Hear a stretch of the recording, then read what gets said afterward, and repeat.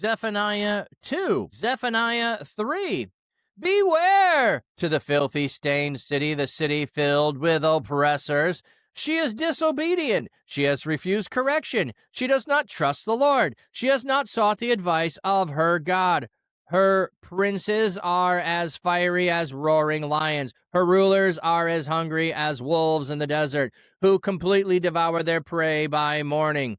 Her prophets are proud. They are deceitful men. Her priests have defiled what is holy. They have broken God's laws. So we're getting now the pointing at what is actually going on within there.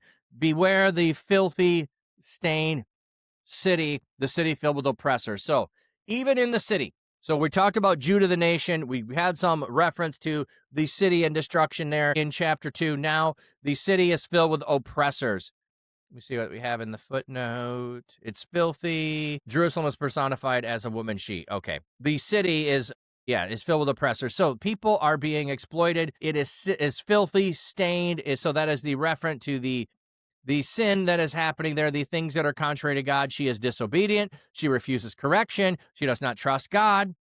She has not sought the advice of her God. So what has the city done? The city is filthy. The city is filled with oppressors. She's disobedient. She doesn't have correction. She doesn't trust God, and she hasn't sought the advice of God. So there's 6, depending on how we count them there, and that would be following man's way instead of following God's way.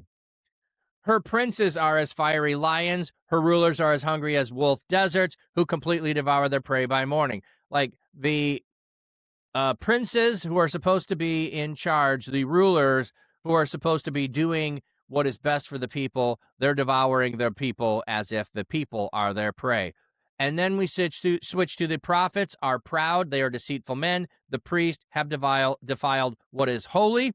They have broken God's laws. So we've gone from the leaders, the military leaders, the political leaders, to the prophets, those who are supposed to be calling people back to God, correcting them. They are deceitful men and they are proud. Like they're all that in a bag of chips. That's what they think. I'm all that in a bag of chips. I'm better than everybody. Like, you got to listen to me. I've got God's words. I'm so good. No.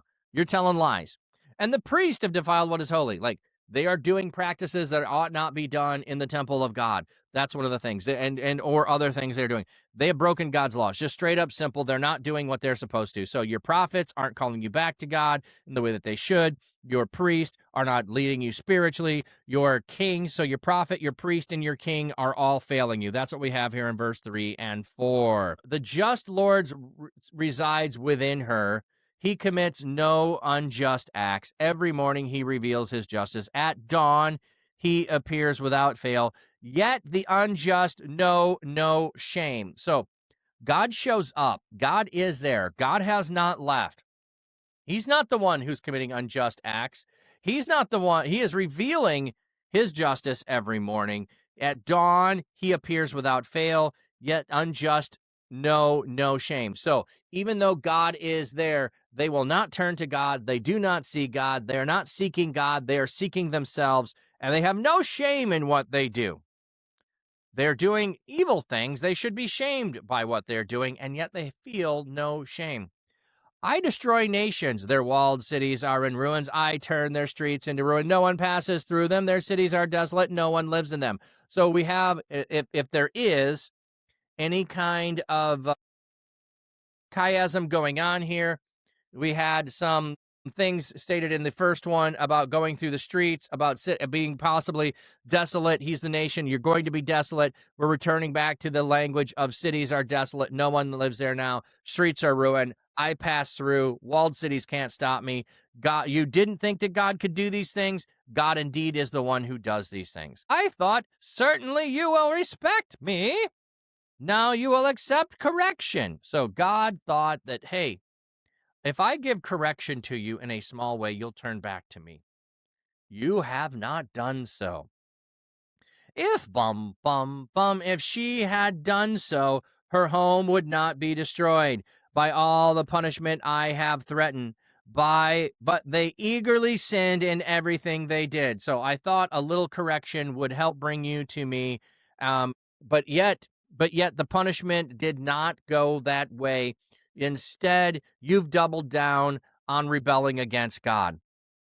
Like, you didn't think I would destroy your home. You didn't think I would do this. Eagerly you sin in everything you do. So even though punishment has come, and you should have relented and repented from it. So David is our example. When David sins, and we know he does, when Nathan confronts him, when the prophet goes to him, David relents, he repents, and he turns from what he does, and then he lives into the consequences of that by not taking action in several places. When Absalom comes along, when other things are happening, he lives into the punishment that is coming. He relents from what he has done. He does not try to stave it off. He does not try to avoid it. Here, the people have it. They should have acted like David. They should have returned to God, and yet they double down and do more. It would be like David saying, oh, yeah, well, that's a problem. Well, let me get 3 more wives. Let me do it again. I'll show you. That would have been what David would do if he was acting like these people. Therefore, you must wait patiently for me, says the Lord. For the day when I attack and take plunder, I have decided to gather nations together and to assemble kingdoms so I can pour out my fury on them, all my raging anger. So you have to wait patiently. It is coming. The judgment of God is coming, and I'm also going to grab the nations around you. I'm going to pour out my fury. So I've decided when I punish you this time, I am going to punish others along with you. For the whole earth will be consumed by my fiery anger. Okay, I'm going to go look up whole earth here because we had that earlier, and I'm wondering if it's the same one for land earlier that we had. So let's go see Zephaniah 3, and we are in verse 8. We do have the gathering of the nations. So we have all the earth, Eris. Yeah, land or earth. So it could go either way. It could go either way. That's what I thought. Just as I was thinking, this also, since they told us this earlier, it could be translated the land instead of the whole earth. For the land will be consumed by my fiery anger. I would be more inclined to say the land, because the people believe that they are protected because they are in the land. They have Jerusalem. They are where God has established them. They can't be destroyed. Even if they see the northern kingdom being destroyed, they have Jerusalem. They have the land. They have the sacred peace. They can't be consumed. That's what I think we have. So I think it is a declaration of saying, my fire anger is coming against you. Saying the whole earth, in my mind, weakens this from them facing the reality. Oh, yeah, it's coming against the whole earth, but we'll be spared. I mean, you had Remnant there after all, so we'll be spared. Yeah, you'll go against, Assyria. Thank you. Finally, please go get them. Oh, you're going to come against Philistia and the Cretans. Yes, wonderful. Thank you. Go get them. It'd be easy to avoid this if it was just saying the whole earth and using the totality language, But no, I think it is talking about simply Judah is going to get it. And when God comes to get Judah, the surrounding nations are also going to fall. He's going to make a clean sweep of the area. Those who have been the nations who have been taunting you, those have been the nations who have been oppressing you, those are the nations who've been sweeping you away. He's going to make a clean sweep. When he takes you away to exile, he's going to sweep through all of the land. That's what I think we have here.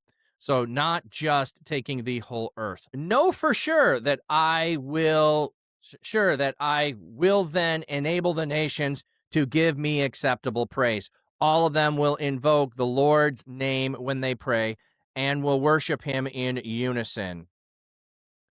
I will enable the nations to give me acceptable praise. The apparently refers to a time when the nations will reject their false gods. Okay, so here's one reason why they're probably making the translation up above to the whole earth is because they're reading this and saying this did not happen. It hasn't happened yet, so it must be future. So it must be all nations. And this is going to be coming from that. I don't think we have to do that. Even as know for sure that I will then enable the nations to give me acceptable praise. What happens when they're in exile? There are rulers, Nebuchadnezzar, who comes to that conclusion to know who the true God is. Cyrus, who does come and worships, Darius, who does come and worship. So the nations are giving praise to God from their nations. They are invoking the name of the Lord because you are in exile and you are influencing them. I think that could absolutely be in view right here. When you go into exile, you, the remnant, will be an influence to those nations, and all of them will invoke the Lord's name when they pray.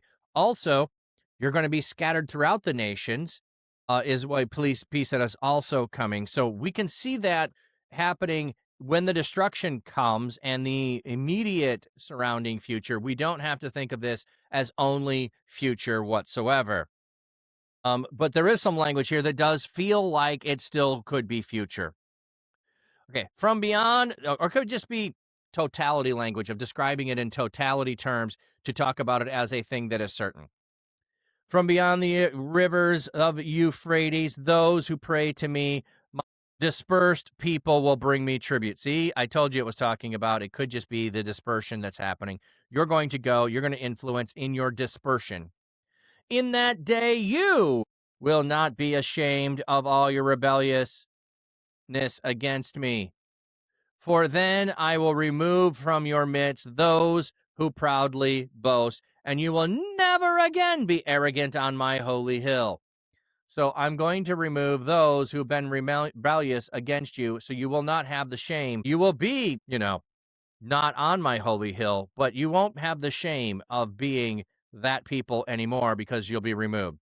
I will leave in your midst a humble and meek people, a meek group of people, and they will find safety in the Lord's presence. So the ones who are left are going to be humble and meek, and they're going to seek God's presence and safety. So the remnant are those who seek after God. The Israelites who remain will not act deceitfully. They will not lie, and a deceitful tongue will not be found in their mouths. Indeed, they will graze peacefully like sheep and lie down. No one will terrify them. So I'm going to protect the remnant, those who are following after me. This is how it's going to be for you. This does not exclude the destruction. The destruction will indeed come, but here is what will remain for the remnant. Shout for joy, daughter Zion. Shout out, Israel. Be happy and boast with all your heart, daughter Jerusalem. So destruction is coming, daughter Zion. Shout out, Jerusalem, daughter Jerusalem. Why? Because there's a remnant. There'll be peace. The Lord has removed the judgment against you. He has turned back your enemies, Israel's king. The Lord is in your midst. You will no longer need to fear disaster. Okay, God, the Lord has removed the judgment against you. Your judgment, that is, the judgment directed against you. The translation reflects the implications of the parallelism. Okay, so is this now that in the time of Josiah has turned back the people? They were obedient to the you could turn back. Is that what happened? And so God has removed the judgment against them in the time of Josiah? Is that what we're seeing here? You no longer need to fear the disaster? That could be what's going on. On the day, they will say to Jerusalem, don't be afraid. Your hands must not be paralyzed from panic. The Lord your God is in your midst. He is a warrior who can deliver. He takes your delight in you. He renews you by his love. He shouts for joy over you. Okay, so here's what they're saying. Now, are these false people saying this and they're wrong, or is this the remnant and God has removed it? Let's keep reading. As for those who grieve because they cannot attend the festivals, I took them away from you. They became tribute and were the source of shame to you. Look, at the time I will deal with those who mistreat you. I will rescue the lame sheep and gather together these scattered sheep. I will take away their humiliation. I will make the whole earth admire and respect them. So the sheep who are scattered. Okay, so is this talking about it in language of God's restoration rather than God's judgment did not destroy? Is this a remnant return that we have here, languaged in the God isn't bringing destruction? Still trying to figure that out. At that time I will lead you. At that time I will gather you together. Be sure of this. I will make all nations of the earth respect and admire you. When you see me restore you, says the Lord. Okay, so there's the final thing. When you see me restore you. So God is going to restore. Destruction is going to happen. Oh, the festivals. So they're being scattered. So you're to go to Jerusalem 3 times a year for festivals. So they long to go to the festival, but if you are in Rome, if you are over in Persia, because you've been taken away, you're not able to make a pilgrimage to go to Jerusalem 3 times a year for the festivals, you are too far away. You reside in another land. So they're going to long to go to the festivals. They're not going to be able to go to the festivals because they're going to continue to be scattered. There will be a remnant. There'll be a gathering. God is going to restore. The nations are going to worship and praise. So what we have here is, you have been led astray by all of the nations. I am going to scatter those who are faithful to me among the nations so that the nations will actually worship me. So I'm going to reverse what was going on. So you were to be a shining pillar, a light to the nations. They were to be drawn to you. You failed in that. So rather than a single light to the nations, you're going to be scattered among the nations. And God is going to restore you, and the nations are going to come to worship him, and then he is going to restore Jerusalem again. So there we have